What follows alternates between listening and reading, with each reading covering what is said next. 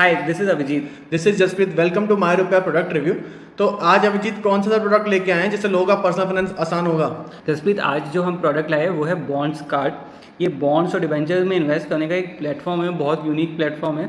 तो मैंने सोचा आज इसके बारे में हम थोड़ा डिस्कशन करें। तो ये नाम तो बहुत यूनिक सा प्लेटफॉर्म लगता है। तो अभिजीत, आपने बॉन्ड्स कार्ड का नाम लिया, लेकिन बॉन्ड्स और डिबेंचर्स के बारे में थोड़ा सा बता दो। बॉन्ड्स कार्ड के बारे में तो आगे बात डिस्कस करेंगे ही हम लोग। तो बहुत अच्छा सवाल है आपका। आजकल ज़्यादातर लोग शेयर मार्केट में इन्वेस्ट करने के बारे में बोलते रहते हैं। उनका मतलब होता है स्टॉक्स में इन्वेस्ट करना। बट क्या शेयर मार्केट लिमिटेड है सिर्फ शेयर्स में, या और भी इंस्ट्रूमेंट्स हैं? तो शेयर मार्केट में शेयर्स के अलावा और भी इंस्ट्रूमेंट्स होते हैं, और दो इंस्ट्रूमेंट्स हम आज डिस्कस कर रहे हैं, वो है बॉन्ड्स एंड डिवेंचर्स। ये दोनों ही इंस्ट्रूमेंट्स कोई भी कंपनी इशू कर सकती है। पर पहले मैं बेसिक में जाऊँगा कि होता क्या है। बॉन्ड और debenture just like a share is a piece of paper. वहाँ पे आपको क्या रिफ्लेक्ट करता है वो पीस ऑफ पेपर? अगर रिलायंस का शेयर लेते हो तो इट रिफ्लेक्ट्स कि आप रिलायंस के पार्ट ओनर हो। भले ही आप 0.11 बहुत छोटे ओनर हो, बट आप ओनर तो हो मुकेश अंबानी की तरह। अब डिबेंचर्स में क्या होता है, मान लीजिए रिलायंस ने डिबेंचर इशू किया या बॉन्ड इशू किया है, तो if you own that piece of paper, it means कि उन्होंने उधार लिया है आपसे और उसके बदले में वो आपको सर्टेन अमाउंट ऑफ इंटरेस्ट देंगे। So that is what is called a debenture और अ बॉन्ड। ठीक है, नॉमेनक्लेचर में थोड़ा सा फ़र्क है, but essentially both are same. ठीक है, तो आप नॉमेनक्लेचर में ज़्यादा कंफ्यूज मत होइएगा। डिबेंचर हो या बॉन्ड हो, एक ही चीज़ है, डेट इन्वेस्टमेंट। डेट मतलब उधार। अच्छा, तो ये तो आपने बता दिया बॉन्ड्स और डिबेंचर्स का। तो थोड़ा सा ये भी क्लैरिफाई कर देते हैं कि क्या जो डिबेंचर्स होते हैं, जैसे आप जो इन्वेस्टमेंट करते हैं, तो ये क्या अगर आप किसी को लोन देते हैं या कैसे इनका प्रोसेस मिलता है जिससे रिटर्न्स मिलते हैं लोगों को? बिल्कुल, बहुत अच्छा सवाल है आपका। तो जैसे कंपनी को इक्विटी की ज़रूरत होती है तो जाके वो शेयर इशू करती है, आईपीओ होता है, आपको ये सब मालूम है। तो उसी तरीके से कभी कभी कंपनी को पैसा उधार पे चाहिए होता है। तो उसको हो सकता है नई फैक्ट्री डालनी हो, या एक्सपेंशन करना हो, या अपना पुराना कोई डेट है जो हाई इंटरेस्ट रेट पे है तो उसको कम इंटरेस्ट रेट वाले उधार से चुकाना हो। तो बहुत सारे रीजंस होते हैं डेट रेस करने के। तो उन सब रीजंस के लिए कंपनी जाती है जनता के पास और वो इशू करती है बॉन्ड्स, या बोल दो या डिबेंचर्स बोल दो। तो अगर मान लीजिए मैं रिलायंस का एग्जांपल लेता हूँ, रिलायंस ने कोई डिबेंचर इशू किया है, तो उसका वो जिस तरीके से आईपीओ में एक ऑफर डॉक्यूमेंट होता है उसमें लिखा हुआ होता है कि किस पर्पज़ के लिए इक्विटी रेस की जा रही है, किस पर्पज़ क्या एंड यूज़ होगा और वो सब। तो डिबेंचर में भी ऑफर डॉक्यूमेंट इशू होता है, उसको बोलते हैं information memorandum. In case of shares उसको बोलते हैं DRHP, इधर बोलते हैं इन्फॉर्मेशन मेमोरेंडम। बट बेसिकली होता वो ऑफर डॉक्यूमेंट है। और जो ऑफर आपको हो रहा है वो इस केस में डिबेंचर्स और बॉन्ड्स, तो बदले में आपको क्या मिल रहा है, कहाँ पे पैसा जा रहा है और कंपनी किस चीज़ के लिए यूज़ करेगी, सब क्लियरली मेंशन होता है। और वो जो डॉक्यूमेंट होता है ना, ये ऐसे कोई हल्का डॉक्यूमेंट नहीं होता है। ये securities and exchange board of India के पास भी फाइल होता है, उनसे अप्रूव होता है, फिर ये जाके आपके पास आता है। तो बहुत अच्छा हमारा देश में रेगुलेटर है सेबी। तो ऐसे अगर आपके पास कोई पब्लिक कंपनी इशू कर रही है डिबेंचर्स, तो there are lot of things which you should see. वो सब हम अभी वीडियो में आगे डिस्कस। तो ये तो हो गई बॉन्ड्स और डिबेंचर्स के बारे में डिस्कशन हो गया। तो अभिजीत, आज हम जो प्रोडक्ट लेके आए हैं वो है बॉन्ड्स कार्ड, जो आपने पहले बताया। तो सबसे पहले हम डिस्कस करते हैं बॉन्ड्स कार्ड की कंपनी के बैकग्राउंड के बारे में, क्या हिस्ट्री है इनकी, तो सा उसके बारे में थोड़ा बता दीजिए। बहुत अच्छा सवाल है जसप्रीत। तो बॉन्ड्स कार्ड्स अभी रिसेंटली ही शुरू हुई है, but the most important thing is part of the JM financial group. तो JM फाइनेंशियल ग्रुप इंडिया में बहुत साल से एक बहुत बड़ा फाइनेंशियल कॉन्ग्लोमरेट है। इनके कई बिजनेसेस हैं, NBFCs है, और भी बहुत सारी फाइनेंशियल बिजनेसेस में इनका एक्टिव इन्वॉल्वमेंट है। तो ये बहुत ही जानी मानी कंपनी है फाइनेंस सेक्टर की, और इन्होंने बॉन्ड्स कार्ड शुरू किया है क्योंकि ये बहुत बड़ी अपॉर्चुनिटी है इंडिया में फिक्स इनकम कमाने की। क्योंकि बॉन्ड्स में जो आपका रिटर्न होता है वो फ्लक्चुएट नहीं करता है, ठीक है, वो तय होता है। तो इसलिए बॉन्ड्स का ये फायदा रहता है शेयर्स में कि you have visibility in terms of what is the return which you are getting. तो ये तो होगा कंपनी के बैकग्राउंड के बारे में, लेकिन सबसे मेन चीज़ लग रही है मुझे अभिजीत कि हमारे पास म्यूचुअल फंड्स का ऑप्शन है, गोल्ड का ऑप्शन है, और भी बहुत सारे ऑप्शन हैं। तो हम लोग बॉन्ड्स और डिबेंचर्स को ही क्यों चुने अपने इन्वेस्टमेंट के लिए? तो वो थोड़ा सा क्लियर कर दो यार। तो चाहे आप वॉरेन बफेट को सुनिए या किसी भी बड़े इन्वेस्टर को सुनिए, you should never invest all your eggs in one basket. सारे अंडे एक बास्केट में रखेंगे तो आपको हो सकता है आपको लॉस हो जाए बड़ा। तो अगर आप सिर्फ म्यूचुअल फंड्स में इन्वेस्ट कर रहे हैं तो there will be times when market is uncertain. जैसे अभी पिछले 3-4 महीने से मार्केट अनसर्टन चल रहा है, कभी अप कभी डाउन। आपने जो साल की शुरुआत में जो पैसा डाला होगा वो उसकी वैल्यू अभी उतनी ही है या कम हो गई है, because Russia Ukraine war and all this uncertainties. तो अब क्या कोई और माध्यम नहीं है इन्वेस्टमेंट का? म्यूचुअल फंड के अलावा क्या हमारी दुनिया खत्म है? म्यूचुअल फंड के अलावा क्या हमें गोल्ड में ही जाना पड़ेगा? उससे कोई बेटर रिटर्न नहीं दे रहा? तो इन सब का आंसर है बॉन्ड्स एंड डिबेंचर्स। तो जो ये कंपनियां लोन उठाती हैं, इनको पता होता है ये लोन स्पेसिफिक पर्पस के लिए उठा रही है। कोई नई फैक्ट्री डालनी है, या अगर कोई मान लीजिए पीएसयू ने बॉन्ड इशू किया है, तो उनको हो सकता है नई रोड बनानी हो जिस पे फिर बाद में टोल वगैरह आने लगेगा। तो उनको बहुत क्लैरिटी होती है कि पैसा जो आ रहा है उसका यूज़ कैसे होगा और उनको कितने % रिटर्न हो रहा है। तो वो अपने ऑफर डॉक्यूमेंट में लिखती है कि उनको आपको इतने % रिटर्न देगी। तो इसलिए आप बॉन्ड्स में ज़रूर इन्वेस्ट कीजिए। सर मैं ये नहीं कह रहा कि आप मेजॉरिटी अपना पोर्शन इन्वेस्ट कर दीजिए, बट सर्टन पोर्शन रखिए ताकि आपको मार्केट पे आप पूरी तरीके से डिपेंडेंट ना हो, ठीक है। क्योंकि स्टॉक मार्केट में बहुत ज़्यादा फ्लक्चुएशन होता रहता है, तो इस वजह से मैं कहूँगा कि बॉन्ड्स में भी इन्वेस्ट कीजिए। तो ये तो बात अभिजीत आपने बहुत अच्छी बताई कि आपको हर जगह पे इन्वेस्ट करके रखना चाहिए, ताकि कहीं ना कहीं से आपकी कोई ना कोई उंगली तो खिंच जाए, आपको इन्वेस्टमेंट का आपको रिटर्न मिल जाए।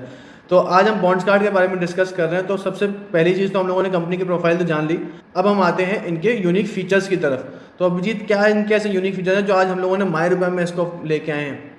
बहुत सही सवाल है जसप्रीत। तो बॉन्ड्स कार्ड के बहुत सारे यूनिक फीचर्स हैं। सबसे बड़ा फीचर मेरे को लगता है कि ये कोई फ़ी कमीशन आपसे चार्ज नहीं करते। जो भी पैसा आप इन्वेस्ट कर रहे हो वो सीधे जा रहा है बॉन्ड्स में। They are not charging any money to you. इनका कोई एनुअल मेंटेनेंस चार्ज या अकाउंट ओपनिंग चार्ज भी नहीं है, तो that is also very good. तो ये तो हो गया फीस और चार्जेस की एक बात। दूसरा, इनका यूज़र इंटरफेस बहुत अच्छा है। बॉन्ड्स एंड डिबेंचर थोड़े ज़्यादा कॉम्प्लिकेटेड होते हैं इन कंपैरिजन टू शेयर्स, ठीक है। जब भी कोई बॉन्ड इशू हो रहा है जसप्रीत, तो उसको जनरली एक क्रेडिट रेटिंग मिलती है, AA, AAA, ये या हो सकता है BB, BBB। तो ये जो रेटिंग मिलती है ये अभी आपकी स्क्रीन पे आ रही है। तो ये मैंने फॉर एग्जांपल ये मैंने क्रिसिल की रेटिंग ली है। क्रिसिल की ऐसे रेट कर, जो सबसे ऊपर है वो बेस्ट है और जो सबसे नीचे है वो सबसे ख़राब है। तो अगर आप बॉन्ड्स कार्ड पे जाएंगे तो आपको बहुत अच्छी एक समरी मिल जाएगी इस बॉन्ड की, कि मतलब किसी भी बॉन्ड को आप चुनेंगे तो किसने इशू किया है, क्या रेटिंग है आपका, अभी कितने % रिटर्न है, कितने % यील्ड है, और आपको टैक्स देना पड़ेगा या टैक्स नहीं देना पड़ेगा। बहुत सारी इन्फॉर्मेशन की बहुत अच्छी समरी देता है बॉन्ड्स कार्ड। सो ये इसका बहुत प्राइमरी फीचर हो गया कि UX UI बहुत सिंपल है।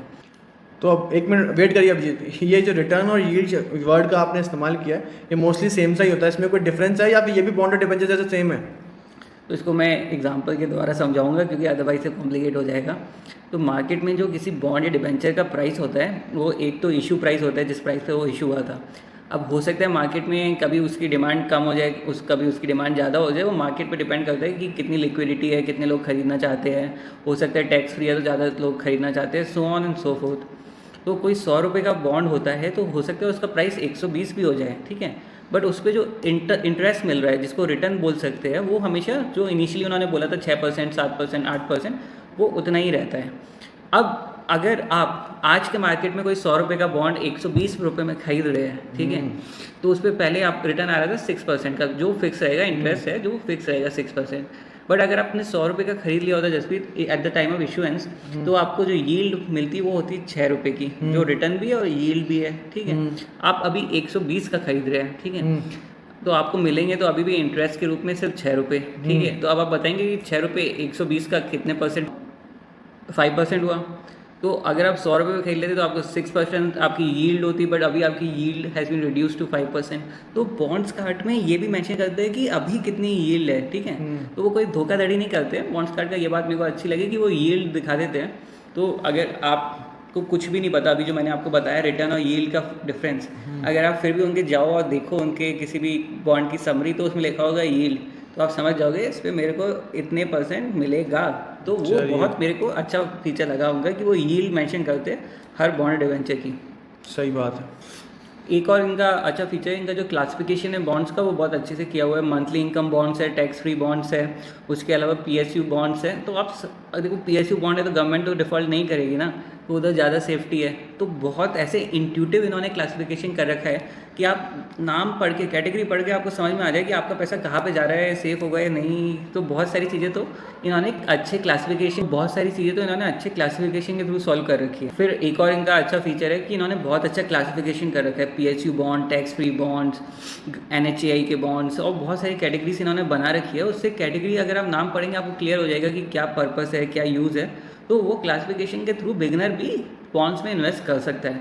तो वो फीचर भी मेरे को बहुत अच्छा लगा। This was also really very nice. तो अभिजीत, जैसा कि आपने कहा कि इसके कोई चार्जेस वगैरह तो है नहीं, तो अपने नेक्स्ट सेगमेंट का तो कोई मतलब हुआ नहीं कि भाई आपने पहले ही बता दिया कि इसके 0 चार्जेस हैं, तो ये बहुत एक अच्छी चीज़ है जो प्रोज में हम लोग डालेंगे। लेकिन प्रोज से ज़्यादा है कि कॉन्स भी होते हैं कंपनी के, तो कोई कमी आपको दिख रही है इस एप्लीकेशन में? तो कॉन्स में तो मैं इतना ही कहूँगा कि कॉन्स एज सच कोई कॉन इस प्लेटफॉर्म में तो मेरे को नहीं दिखा, बट कॉन तो अगर आप बॉन्ड्स और डिवेंचर्स में इन्वेस्ट कर रहे हैं तो वहाँ पे रिटर्न जनरली आपको म्यूचुअल फंड से कम मिलते हैं, ठीक है।